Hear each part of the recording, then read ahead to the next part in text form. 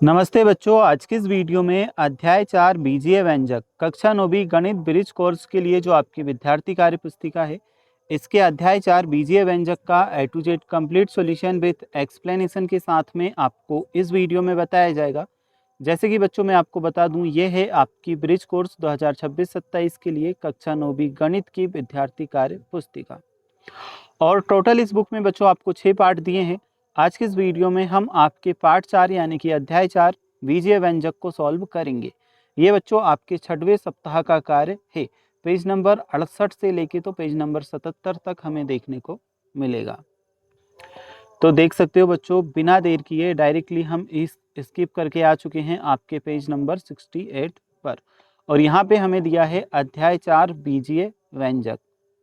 तो चलिए अध्याय 4 बीजीय व्यंजक के एक एक प्रश्न को विद एक्सप्लेनेशन के साथ में आपको समझाऊंगा और प्रत्येक प्रश्न के उत्तर भी हम इस वीडियो में देखेंगे। बीजीय व्यंजक का परिचय हमें दिया है, चर, अचर और बीजीय व्यंजक की यहाँ पे परिभाषा हमें समझाई गई है। कार्यपत्रक नंबर अगर हम 1 देखें, निम्नलिखित सारणी को पूर्ण कीजिए। तो बच्चों कार्यपत्रक नंबर 1 में हमें करना क्या था? सारणी को पूर्ण करना था। तो बच्चों यहाँ पे मैंने पूर्ण कर दी है पूरी सारणी, और जहाँ जो आंसर फिल होना था वह मैंने भर दिया है। बाकी के जो आपके बॉक्सेस हैं, यह वाले बॉक्स आपके खाली रहेंगे, और जिन बॉक्सेस में हमें उत्तर लिखने थे सारे बॉक्स का आंसर मैंने यहाँ पे लिख दिया है। तो थोड़ा सा आप समझ भी लो।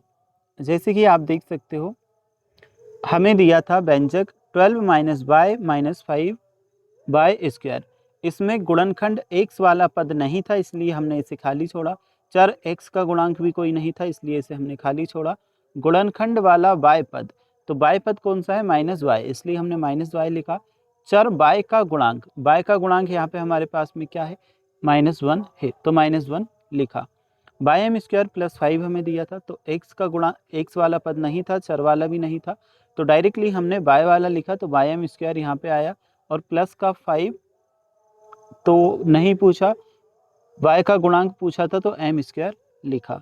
नेक्स्ट 4x माइनस 3y दिया था, इसमें 4x हमारा x वाला पद था, और चर x का गुणांक 4 था, तो वह हमने लिखा।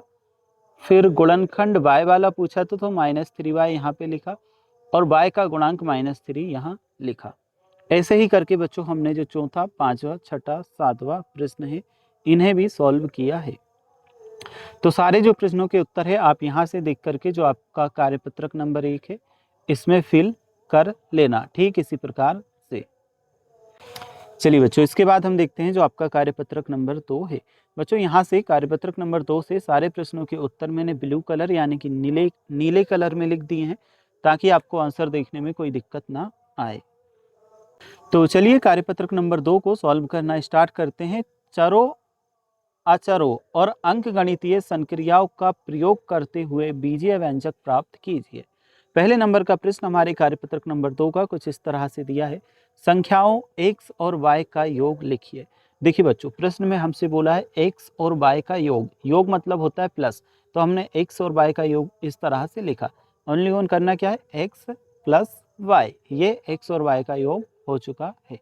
तो आंसर हमने ऑलरेडी यहाँ पे फिल कर रखा है, यही आपको आंसर में लिखना है।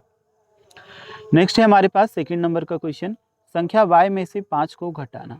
देखिए बच्चों, संख्या y में से 5 को घटाना है, तो हम क्या करेंगे? y लिखेंगे, माइनस का चिन्ह लगाएंगे और 5 लिख देंगे। इसका क्या मतलब है कि y में से 5 को हम घटा रहे हैं, तो y माइनस 5, यही आपका उत्तर है। नेक्स्ट है हमारे पास में तीसरे नंबर का प्रश्न, संख्याओं p और q के गुणनफल में से 12 को घटाना। बच्चों p और q के गुणनफल, तो किस तरह से लिखेंगे? गुणनफल का मतलब गुणा, जैसे p इंटू क्यू हमने लिखा, बराबर में नहीं माइनस में, क्योंकि गुणनफल में से 12 को घटाना, तो इन दोनों का जो गुणनफल आ रहा है उसमें से हम माइनस कर देंगे 12। तो ये हमारा बन चुका है। अब हमने डायरेक्ट यहाँ पे p और q लिखा है, क्योंकि बच्चों इनके बीच में कोई चिन्ह नहीं है, इसका मतलब है कि उनके बीच गुणा का चिन्ह है। जहाँ पे इन संख्याओं के बीच में कोई भी चिन्ह ना लगा हो, वहाँ पर हमेशा गुणा का चिन्ह होता है। ठीक है, आंसर में ओनली वन आपको यही लिखना है, PQ माइनस 12। बाकी की चीज़ें मैं आपको समझाने के लिए बता रहा हूँ। संख्या m को स्वयं उसे गुणा कर 8 से भाग देना। संख्या m को स्वयं उससे गुणा कर m से भाग देना, तो m को m इंटू एम, फिर 8 से भाग देना तो ये भाग 8। अब m इंटू एम को हम क्या लिखते हैं, एम स्क्वायर, इसलिए हमने यहाँ पे एम स्क्वायर लिखा। भाग देना है 8 से तो 8 लिख दिया। तो यही आपका आंसर है। क्या आंसर में लिखोगे, एम स्क्वायर भाग 8। तो बच्चों आई होप ये चीज़ें आपको समझ आई होंगी। अब हम देखते हैं जो आपका 4.2 करके दिया है इसे। देखो 4.2 में आपको क्या दिया है, समान पद असमान पद, like terms and unlike terms. तो कार्यपत्रक नंबर 3 इसमें हमें दिया है, इसे हम समझेंगे। समान पद सजातीय लाइक टर्म्स तथा असमान पद विजातीय अनलाइक टर्म्स पहचानिए। अब इसमें समान और असमान हमें पहचानना है। किस तरह से पहचानेंगे, देखो यहाँ पे कुछ चीज़ें हिंट दी हैं। समान पद सजातीय पद, वे पद जिनमें बीजीय गुणनखंड एक जैसे हों समान पद कहलाते हैं। उदाहरण 4pq और -3pq। असमान पद, भिन्न बीजीय गुणनखंडों वाले पद असमान पद कहलाते हैं, जैसे 4p स्क्वायर q और 4pq स्क्वायर। अब यहाँ पे हमें दिया है समान पद सजातीय तथा असमान पद विजातीय पहचानिए। तो 2ab प्लस 7ba, बच्चों इनके ऊपर कोई भी घात नहीं है ए बी में और बी ए में, इसलिए ये हमारा समान पद हुआ। -6x square 4x Y square, अब देखिए इनमें घात है, इसमें x पे इसमें y पे, तो ये अलग अलग हुए, यहाँ पे असमान पद लिखेंगे। नेक्स्ट है 2 कोष्टक x प्लस 1 5 कोष्टक x प्लस 1। अब इनमें सेम है चीज़ें, x प्लस 1 x प्लस 1, तो ये हमारा समान पद है। 9xp 9yp स्क्वायर, बच्चों देखो इसमें कोई भी पावर नहीं है, इसमें पावर है, तो ये हमारा असमान पद होगा। अगला है हमारे पास 3/4 पी स्क्वायर और 2.5 पी स्क्वायर, यहाँ पे भी पी स्क्वायर यहाँ पे भी पी स्क्वायर, तो ये हमारा होगा समान पद। ठीक है, यहाँ पे भी ए बी था, यहाँ पे भी बी है, तो सेम था। यहाँ पे x plus 1 x plus 1 same था, तो समान पद लिखा। इस तरह से ये आपको सोल्व करना होता है। नेक्स्ट है हमारे पास में बहुपद यानी कि पॉलिनोमियल, इन्हें हम सॉल्व करेंगे। बहुपद एक ऐसा बीजीय व्यंजक है जिसमें चर के केवल धनात्मक पूर्णांक घात होते हैं। गुणांक चर का वास्तविक संख्याएं होती हैं। उपरोक्त पदों को जोड़ प्लस या घटा माइनस से संयोजित किया जाता है। यहाँ पे एक उदाहरण भी बताया है। चलिए कार्यपत्रक नंबर 4 को हम सॉल्व करेंगे। दिए गए व्यंजक बहुपद है अथवा नहीं, तो मैं इनके उत्तर आपको बता देता हूँ। तो देखो मैंने यहाँ पे डायरेक्टली लिख दिया है ताकि आपको कोई दिक्कत ना हो। दिए गए व्यंजक बहुपद हैं अथवा नहीं। 7x प्लस 5 ये हमारा बहुपद है। 5x square plus 2x minus 3 ये भी बहुपद है। 2x स्क्वायर प्लस 1/x ये बहुपद नहीं है। √3x³ प्लस x ये बहुपद नहीं है। नेक्स्ट हम देखेंगे दिए गए बहुपद का मान x = 0 के लिए ज्ञात कीजिए। तो उदाहरण हमें दिया है 2x - 2 बराबर इक्वल में 0 लिखा, फिर 2 की वैल्यू निकालने के लिए 0 - 2 किया, 0 - 2 तो -2 हमारा आंसर आया। इसी तरह से हम 3x - 5 का निकालेंगे। तो किस तरह से x बराबर 0 के लिए हमें निकालना है, 3x - 5 का मान x बराबर 0 के लिए। तो 3 लिखा एक, और x की जगह हमने क्या लिखा 0, क्योंकि x बराबर 0 के लिए निकालना था, तो ये जो x था इसकी जगह हमने 0 को रखा। -5 का -5 लिखा। अच्छे से एक बार समझ लो, हमें x बराबर 0 की मतलब x की वैल्यू कितनी रखनी है, 0 रखनी है। ठीक है, तो यहाँ पे हमारे पास x था, इस x की जगह हमने इस 0 को रखा। तो 3 इंटू में 0 माइनस का 5। ठीक है, फिर 3 का इंटू 0 में किया तो कितना 0 आया, -5 का -5 लिखा। अब यहाँ पे 0 में से -5 माइनस करेंगे तो -5 ही आएगा। 2x प्लस 1, इसमें भी x बराबर 0 के लिए हमें निकालना है, तो x की वैल्यू हम क्या रखेंगे 0। तो जब हमने 2x की वैल्यू 0 रखी, यहाँ पे प्लस 1 का 1 ही लिखा, तो 2 कोष्टक 0 प्लस 1 रहा, 2 से इंटू करेंगे 0 का 0 आएगा, प्लस 1 का प्लस 1 लिखा, फिर 0 प्लस 1 आंसर हमारा आएगा 1। चलिए बच्चों अब हम देखते हैं जो आपका अगला है बहुपद के प्रकार, इसे हम समझेंगे 4.4। ठीक है, एक पदी मोनोमियल वह बीजीय व्यंजक जिसमें केवल एक पद हो। उदाहरण, यहाँ पे उदाहरण भी दिया है, इसे थोड़ा सा मैंने हाईलाइट किया है ब्लू कलर में, इसे आप आंसर मत समझना, ये ओनली ऑन हाईलाइट किया है आपको समझाने के लिए। आपकी बुक में पहले से ब्लैक कलर में ये लिखे हैं। ठीक है, और द्विपद बताया है वह बीजीय व्यंजक जिसमें केवल दो पद हों, एक पद जिसमें केवल एक पद हो, और द्विपद जिसमें दो पद हों, त्रिपद जिसमें तीन पद हों। इस तरह से एक पद, द्विपद, त्रिपद हम निकालते हैं। कार्यपत्रक नंबर 5 हमें दिया है, दिए गए बहुपदों में पहचानिए और लिखिए कि बहुपद, एकपदी, द्विपद, त्रिपद कौन से हैं। 7x², ये हमारा बच्चों एक पदी है, क्योंकि इसमें प्लस या माइनस के बाद कोई भी संख्या नहीं है। प्लस या माइनस के बाद हमें गिना जाता है, ठीक है। तो 7x² हमारा एक पदी है। अब देखो 1 2 3, क्योंकि यहाँ पे प्लस लगा है, यहाँ पे माइनस लगा है। प्लस माइनस या कोई भी चिन्ह लगा होता है, उसके बाद की संख्या हम गिनते हैं। तो ये 3x² तो एक साथ है, फिर x अलग है, फिर माइनस लगा है और 1 अलग है। तो ये टोटल हमारे पास 1 2 3 तीन पद हो रहे हैं, ठीक है। तो हमने त्रिपद लिखा। x + 5, देखो बच्चों 1 फिर प्लस लगा है और 5, तो इसे x को गिनेंगे, 5 को गिनेंगे। टोटल हमारे पास आए 2, तो हम लिखेंगे द्विपद। नेक्स्ट है हमारे पास 8, 8 सिंगल है तो ये एक पद होगा। देखिए आप 5 प्लस लगा तो इसे भी हम गिनेंगे 2x² को, यहाँ पे माइनस लगा तो 7x³ को भी गिनेंगे। तो 5 हमारा एक पद हुआ, 2x² 2 और 7x³ 3, तो ये हमारा त्रिपद है। देखो बच्चों इसमें संख्या तो हमें 3 लिखी है 2ab, लेकिन इनके बीच कोई भी प्लस माइनस का साइन नहीं है, इसलिए ये ओनली ऑन एक पद होगा। 7y + 9, अब देखो बच्चों इसमें संख्या तो कम लिखी है, लेकिन बीच में प्लस का साइन है, तो एक 7y और एक 9, ये कितना होगा, द्विपद होगा। तो ये द्विपद लिखा। अब यहाँ पे देखो y5 y3 y², तो एक y, ये 2y और ये 3 पद हुए, यहाँ पे त्रिपद लिखा। -9m, बच्चों अब यहाँ पे ये ओनली ऑन एक ही दिया तो एक पद होगा। इसमें देखो प्लस लगाए तो एक ये दो पद हमारे हुए। एक सिंपल सी ट्रिक मैं आपको ये भी बता दूं, प्लस माइनस से भी आप इसे निकाल सकते हो। मान लीजिए जब कोई भी चिन्ह प्लस या माइनस का ना लगा हो तो एक पद करा करो। अगर एक बार प्लस या माइनस का चिन्ह ओनली ऑन एक बार लगा है, जैसे कि यहाँ पे है, तो हमारा द्विपद होता है। और प्लस या माइनस का चिन्ह 2 बार अगर लगा है तो वहाँ पे हमारा त्रिपद होता है, ठीक है। चलो अब हम बढ़ते हैं बच्चों, द्विपद बहुपद के 4 उदाहरण लिखिए। तो द्विपद और बहुपद के बहुपद के 4 उदाहरण हमने लिखे हैं। ये द्विपद हमारा है x + b, 3x² + x, a - b और 5 - 7, ठीक है। तो ये 4 उदाहरण हमने किए। एक पदीय बहुपद के 4 उदाहरण लिखिए। तो एक पदीय बहुपद के हमें 4 उदाहरण लिखने थे। तो 7x² हमने लिखा है, -4a लिखा है। अब देखो इनके बीच में कोई भी प्लस या माइनस का चिन्ह नहीं है, ठीक है। पहले भले ही हैं लेकिन बीच में कोई भी प्लस माइनस का चिन्ह नहीं है, तो ये सभी हमारे क्या एक पद होंगे। तो 7x² - 4a 9 की p⁻3 1/2y, ये सब हमारे एक पद हैं। त्रिपदीय बहुपद के 4 उदाहरण लिखिए। बच्चों अब इसमें याद रखना, एक पद अगर हमसे बोला जाए तो उसमें कोई भी प्लस या माइनस का चिन्ह नहीं आना चाहिए। द्विपद अगर हमसे बोला जाए तो ओनली ऑन एक बार या तो माइनस का चिन्ह आए या एक बार प्लस का चिन्ह आए, एक बार आना चाहिए।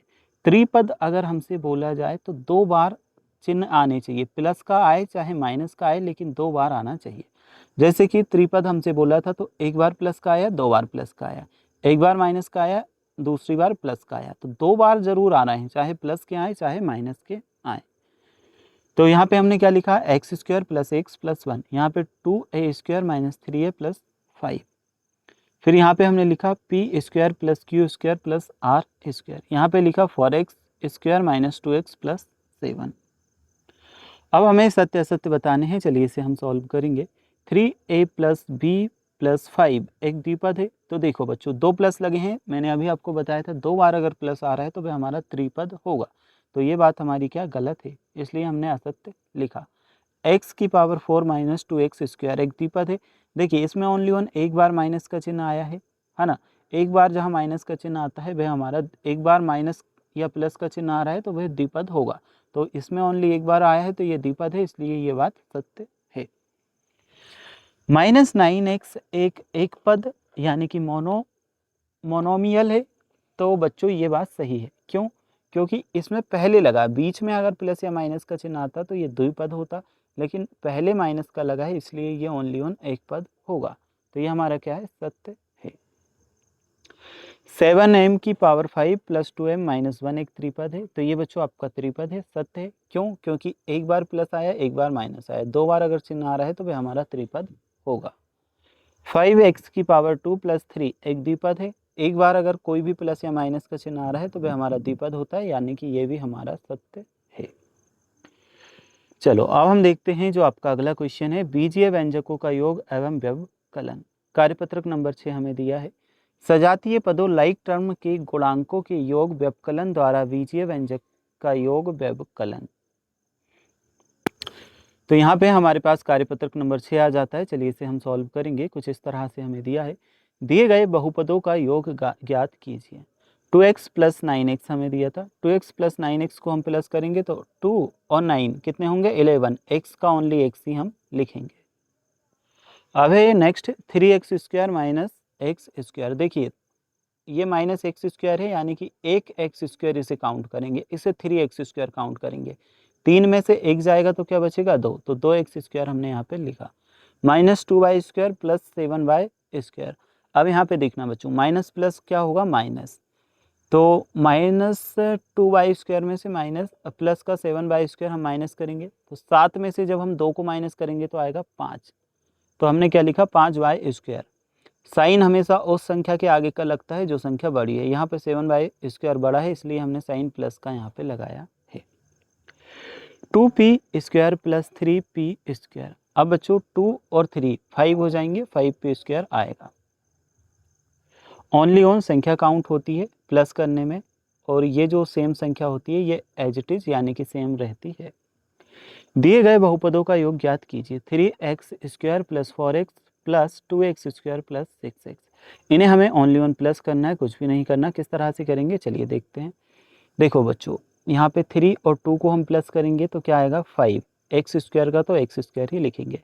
यहाँ पे 4x प्लस 6x को हम प्लस करेंगे तो x को तो हम एक ही बार लिखते हैं, 4 और 6 को ऐड करेंगे तो 10 होगा, तो 10x आया। ठीक है, यहाँ पे 6x cube minus 2x square plus 5x cube plus 5x square दिया था, तो इसे हम सॉल्व करेंगे तो किस तरह से होगा ये।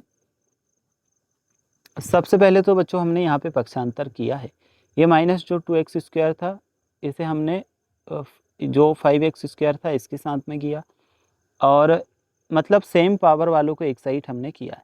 जैसे कि इसकी पावर भी 3 थी, घात 3 थी तो हमने इसे इधर किया, इसकी घात 3 थी तो इसे हम इधर लाए, तो ये 7x cube plus 5x cube हुआ। यहाँ पे इसकी पावर 2 थी, इसकी पावर 2 थी, तो इन्हें हम एक साइड ले गए, तो माइनस का 2x square plus 5x square यहाँ हुआ। 6x cube plus 5x cube कितना हुआ हमारा, 6 5 11, तो 11x क्यूब, और यहाँ पे minus 2x square plus 5x square, तो 5 में से 2 जाएगा, कितना बचेगा, 3x स्क्वायर, तो ये हमने यहाँ पे लिखा। चलो ऐसे ही हमने बच्चों ये वाला क्वेश्चन सॉल्व किया है, इसे भी आप पूरा यहाँ से देख सकते हो। अब एक एक प्रश्न अगर बच्चों मैं आपको एक्सप्लेन करूँ तो वीडियो हमारा कुछ ज़्यादा ही लंबा हो जाएगा। ठीक है, ये प्रश्न का उत्तर भी आप यहाँ से कर लेना। नेक्स्ट है हमारे पास प्रश्न क्रमांक 3, दिए गए व्यंजकों को सरल कीजिए। इस तरह से हमें व्यंजक दिए जाएंगे। पहले वाले में तो हमें उदाहरण दिया है, जैसे 12x square plus 5 minus 5x square minus 3, इसे यहाँ पे पूरा सॉल्व किया गया है और आंसर आया है हमारा 7x स्क्वायर प्लस 8। यहाँ पे हमें दिया था 22y square minus 3y minus 12y square minus 5y। किस तरह से हमने सॉल्व किया है चलिए मोटा मोटा आपको बता देता हूँ। देखो बच्चों यहाँ पे 22y स्क्वायर और 12y स्क्वायर इसे हमने एक साइड किया क्योंकि इनकी जो पावर थी सेम थी। सेम पावर वालों को हमेशा प्लस माइनस करते टाइम एक साइड कर लेते हैं एक बॉक्स में, तो ये हमने किया। माइनस का 3y प्लस का 5y इन्हें हमने एक साइड किया। अब 22y स्क्वायर में से माइनस करेंगे 12y स्क्वायर को, तो 22 में से जब 12 माइनस करेंगे आएगा 10, y स्क्वायर का तो y स्क्वायर ही लिखेंगे। फिर यहाँ पे माइनस 3y प्लस 5y, 5 में से 3 घटाएंगे तो 2 बचेगा, y का हम y लिखेंगे, तो यहाँ पे 2y लिखा। साइन हमेशा प्लस माइनस करते टाइम उस संख्या का लगाया जाता है जो संख्या बड़ी है। जैसे कि यहाँ पे 5y बड़ा था तो ये हमने लगाया प्लस का। ठीक है, एट mn माइनस 2mn इसे हमने सॉल्व किया। सिंपल है बच्चों, 8 में से 2 घटाएंगे तो बचेगा 6, mn का mn लिख देंगे, ये आंसर आ जाएगा। यहाँ पे तीसरे नंबर के प्रश्न को भी बच्चों हमने कंप्लीट सॉल्व कर रखा है, आपको यहाँ से देखना है और इस प्रश्न के आंसर को भी कंप्लीट कर लेना है। ये चौथे नंबर का प्रश्न भी हमने यहाँ पे सॉल्व करा रखा है, स्टेप बाय स्टेप यहाँ से देखना है, इस प्रश्न को भी आपको सॉल्व कर लेना है। देखो सिंपल से कुछ नहीं किया, 15x³ प्लस 3x माइनस 3 दिया था, माइनस में x माइनस 2 दिया था, तो हमने क्या किया 15x³ लिखा plus 3x minus 3 minus x plus 2। अब इस 3x में से ये माइनस x हम माइनस कर देंगे, ठीक है। 15x³ का हमने सेम लिखा 3x माइनस x, तो ये 2x आया, और 3 माइनस का 3 प्लस का 2, 3 में से 1 घटाया तो क्या बचा 1, तो ये माइनस का 1 आया। चलिए अब हम बढ़ते हैं एक चर वाले रैखिक समीकरण की तरफ। यहाँ पे हमारा कार्यपत्रक नंबर 7 भी आ जाएगा। एक समीकरण गणितीय कथन है जो बराबर चिन्ह के माध्यम से दो व्यंजकों की समानता को दर्शाता है, जिसमें संख्याएं चर और गणितीय संक्रियाएं प्लस माइनस इंटू डिवाइड शामिल होते हैं। एक चर वाला समीकरण ऐसा समीकरण जिसमें केवल एक चर हो। उदाहरण m का 1/4 7 से 3 अधिक। उत्तर 1/4 m-3 = 7। कार्यपत्रक नंबर 7 हमें दिया है, कथनों को समीकरणों के रूप में लिखिए। समीकरण मतलब इक्वेशन बनाना, कथन को इक्वेशन बनाना या समीकरण बनाना। किस तरह से बनाते? किसी संख्या के 1/3 में 5 जोड़ने पर 8 प्राप्त होता है। देखो बच्चों, संख्या हमें नहीं पता कौन सी है, किसी संख्या के 1/3 में 5 जोड़ने पर 8 प्राप्त होता है, तो हम संख्या x मान लेते हैं। 1/3 करने के लिए बटे में 3 लगाते हैं, फिर 5 जोड़ने पर तो प्लस कर देंगे 5, बराबर में कितना आता है 8, तो ये हमने 8 लिखा। इस तरह से बनाया जाता है। एक बार और अच्छे से मैं आपको बता दूं, किसी संख्या, अब हमें नहीं पता कौन सी संख्या है, तो हम संख्या को x मान लेंगे कि 1/3। अगर हमें किसी भी संख्या का 1/3 निकालना है तो हम क्या करेंगे, उसे 3 से भाग देंगे, तो बटे में हमने क्या लिखा 3 लिखा। 1/3 में 5 जोड़ने पर क्या करना है, प्लस करना है 5, तो हमने 5 लिखा। जोड़ने पर 8 प्राप्त होता है, तो ये बराबर में कर देंगे 8। इस तरह से इक्वेशन बनती है, ठीक है। x के 4 गुने में 10 का योग 36। क्या बोला है, x के 4 गुने, x का 4 गुना बोला है, तो ये हमने किया 4, ये हमने लिखा 4, x का 4 गुना कर दिया ये। फिर 10 का योग, तो 10 का योग मतलब प्लस, तो ये हमने 10 का योग कर दिया। 36 है तो बराबर में हमने 36 लिख दिया। इस तरह से इक्वेशन बनती है, ये हमने लिख रखा है, ठीक है। बाय में से 3 निकालने पर 7 प्राप्त होता है। बाय में से 3 निकालने पर तो हमने क्या लिखा, बाय लिखा, माइनस करके ये 3 निकाल दिया, क्या प्राप्त हो रहा है 7, तो ये हमने 7 लिखा, ठीक है। एक प्राप्त करने के लिए x के 3 गुने में 7 जोड़िए।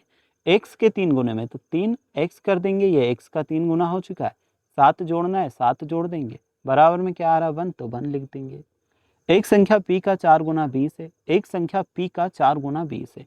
सबसे पहले तो बच्चों हमने क्या की, p लिखी, इसका 4 गुना बोल रहे हैं तो हम क्या करेंगे 4 लिख देंगे, तो ये 4p हो चुका है, यानी कि 4 गुना हो चुका है।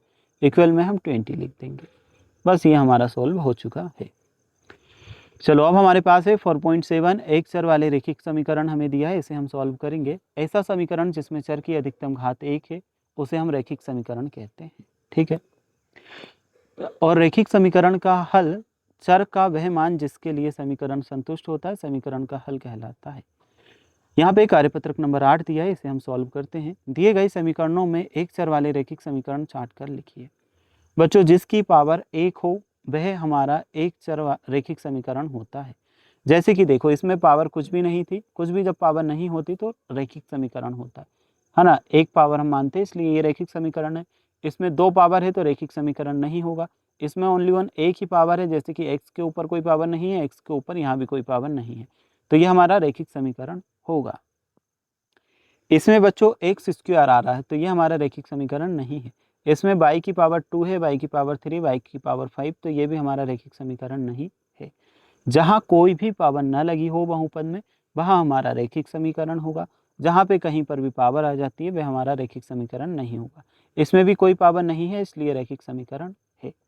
इसमें आप देख सकते हो ये 2y², ठीक है, तो ये पावर लगी है। 5y³ ये पावर लगी है, y की पावर 5 ये पावर लगी है, यानी कि घात लगी है, तो ये हमारा रैखिक समीकरण नहीं होगा।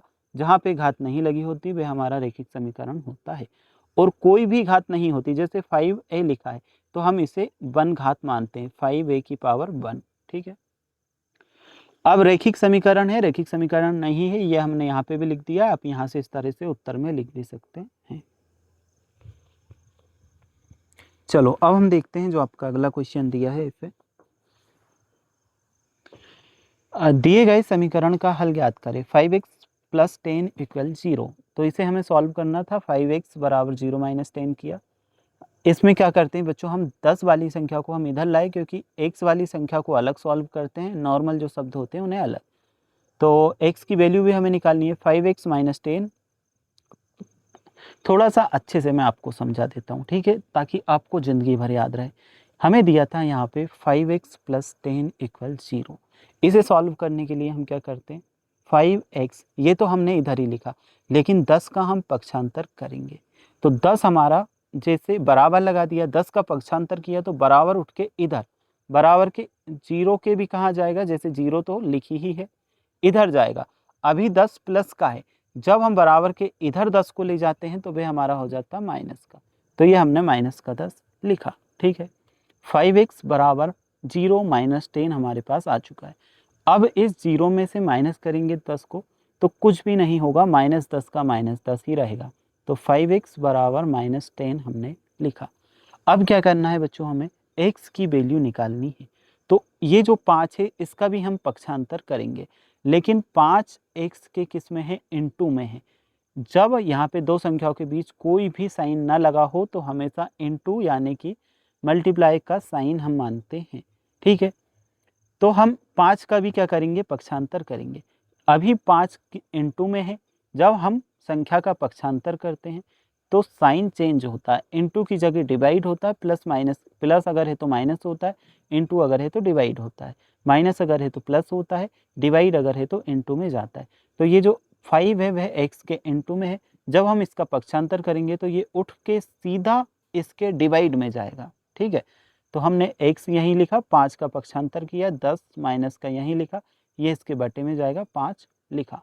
5 से हम 10 को काट देंगे तो माइनस का हमारा 2 आ जाएगा। तो आंसर सेम हमने यहाँ पे सॉल्व करके सारी स्टेप्स के साथ ये यहाँ पे वही लिखा है। ठीक है, और आपको पूरा समझाया भी है। चलो अब हम चलते हैं आपके 2p + 8 = 0। इसे भी हमने इसी तरह सॉल्व किया है। जैसे 2p + 8 = 0 दिया था, 2p = 8 का पक्षांतर किया तो ये प्लस का था, माइनस में गया, 0 - 8 हुआ। 2p = -8, फिर हमें p की वैल्यू निकालनी थी तो 2 का पक्षांतर किया, 8 के बटे में 2 गया, क्योंकि अभी इनटू में है तो हम डिवाइड में भेजने के लिए बटे में लिखते हैं। p = -8/2, तो हमें p की वैल्यू निकालनी है, 2 से 8 को काटेंगे तो p = -4 आ जाएगा।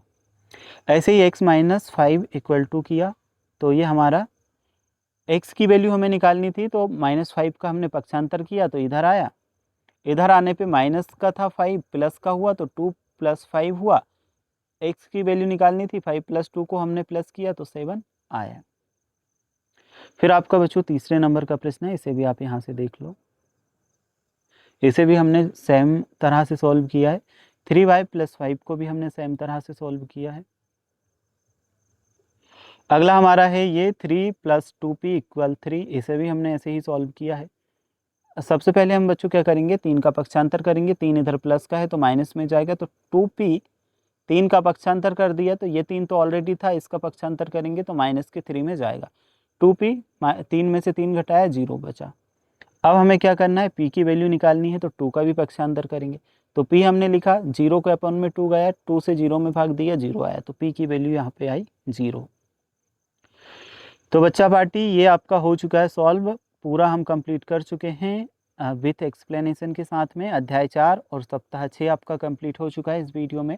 कक्षा 9वीं गणित ब्रिज कोर्स विद्यार्थी कार्यपुस्तिका का। अगर आपको इसी तरह के और सॉल्यूशन देखना है तो आप हमारे चैनल के प्लेलिस्ट में जाकर के देख सकते हो।